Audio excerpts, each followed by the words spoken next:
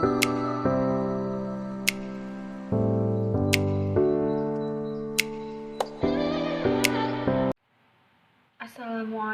warahmatullahi wabarakatuh. Perkenalkan, nama saya Nanda Kusuma Dewi. Assalamualaikum warahmatullahi wabarakatuh. Perkenalkan, nama saya Eka Sartika Sinurat. Assalamualaikum warahmatullahi wabarakatuh. Nama saya Miftahul Isror. Assalamualaikum warahmatullahi wabarakatuh. Kami dari kelompok 3, kami akan membahas materi pada bab 5 yang berjudul Liability dan Manajemen Equity. Berikut adalah penjelasan dari kami. Yang pertama, kita akan membahas tentang liability management atau manajemen liabilitas. Manajemen liabilitas adalah usaha yang dilakukan oleh manajemen bank untuk mendapatkan dana operasional bank melalui penghimpunan dana dari masyarakat yakni pihak ketiga dan pasar uang atau pasar modal yakni pihak kedua. Sumber dana yang berasal dari simpanan masyarakat dan pasar modal menjadi sumber dana terbesar yang dikelola oleh perbankan dibandingkan sumber dana yang berasal dari modal sendiri. Sehingga manajemen liabilitas menjadi sarana penting bagi tata kelola bank yang sehat. Sumber utama dana bank yang berasal dari simpanan dana masyarakat, baik perorangan maupun badan usaha atau biasa disebut dengan sumber dana pihak ketiga atau DPK, yaitu terdiri dari 3 bagian. Yang pertama yaitu giro atau demand deposit, adalah simpanan pihak ketiga kepada bank yang penarikannya dapat dilakukan setiap saat dengan menggunakan cek, surat perintah pembayaran lainnya, atau dengan cara pemindah bukuan. Yang kedua yaitu deposito atau time deposit, adalah simpanan berjangka yang dikeluarkan oleh bank yang penarikannya hanya dapat dilakukan dalam jangka waktu tertentu sesuai dengan jangka waktu yang telah diperjanjikan sebelumnya. Tinggi rendahnya suku bunga tergantung pada jangka waktu deposit tersebut. Yang ketiga yaitu tabungan atau saving deposit, adalah simpanan pihak ketiga yang dikeluarkan oleh bank yang penyetorannya dan penarikannya dapat dilakukan sesuai ketentuan yang berlaku di masing-masing bank. Selain kewajiban berupa simpanan, terdapat juga kewajiban lainnya yang bersumber dari dana pihak ketiga. Kewajiban tersebut berupa kewajiban segera yang dapat dibayar, yang kedua surat berharga yang diterbitkan, yang ketiga pinjaman yang diterima, dan yang terakhir setoran jaminan. Sumber dana pihak kedua adalah sumber dana bank yang dapat diperoleh melalui pasar uang antar bank dan melalui pasar modal dengan cara menerbitkan obligasi atau surat berharga jangka panjang lainnya. Pasar uang atau money market adalah pasar di mana diperdagangkan surat-surat berharga jangka pendek di bawah 1 tahun dalam rangka memenuhi kebutuhan likuiditas atau untuk memanfaatkan dana agar tidak terjadi kelebihan dana. Oleh karena itu, pasar uang merupakan dianggap sarana bagi bank untuk menyesuaikan tingkat likuiditas dan juga alternatif pendanaan jangka pendek selain giro, tabungan, dan deposit.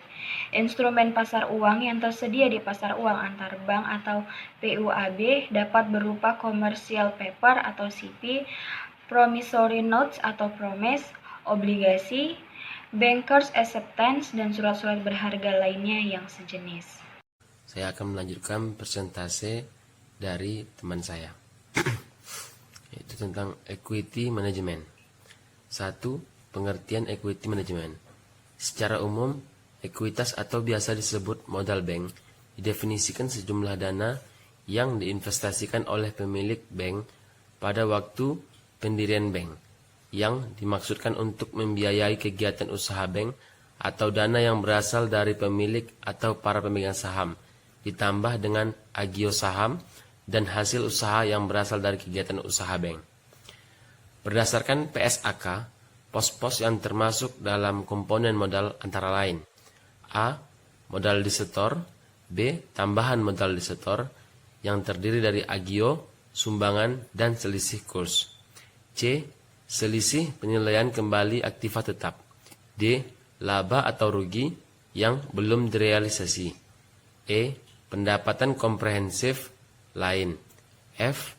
Saldo laba yang terdiri dari cadangan, laba rugi tahun lalu, dan laba rugi tahun berjalan.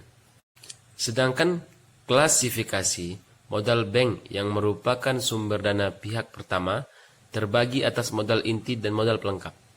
1. Modal inti disebut juga core capital atau tier 1 terdiri dari yang pertama yaitu modal disetor, yaitu modal yang telah disetor secara efektif oleh pemilik bank. Berikutnya agio saham, yaitu selisih lebih setoran modal yang diterima oleh bank yang dikarenakan harga saham melebihi dengan nilai nominal saham. Seterusnya modal sumbangan, diperoleh dari sumbangan saham, termasuk selisih antara nilai yang tercatat dengan harga jual, modal donasi, dan lain-lain. Selanjutnya cadangan, terdiri dari cadangan umum dan cadangan tujuan. Dan laba ditahan, yaitu saldo laba yang tidak dibagikan. Nomor 2, modal pelengkap disebut juga supplementary capital atau tier 2. Terdiri dari A. Cadangan revaluasi aktiva tetap, merupakan cadangan yang dibentuk karena adanya selisih penilaian kembali aktiva tetap. Jumlah cadangan revaluasi aktiva tetap sesuai aturan dari Direktorat Jenderal Pajak. B. Penyisihan kerugian aktiva produktif, merupakan penyisihan kerugian yang diperhitungkan atas aktiva produktif yang dimiliki oleh bank dengan besaran maksimal 25% dari jumlah ATMR. C. Modal pinjaman atau modal kuasi, merupakan modal yang didukung oleh instrumen atau warkat yang memiliki sifat seperti modal dengan ciri-ciri dijamin oleh bank yang bersangkutan, dipersamakan dengan modal dan telah dibayar penuh. D.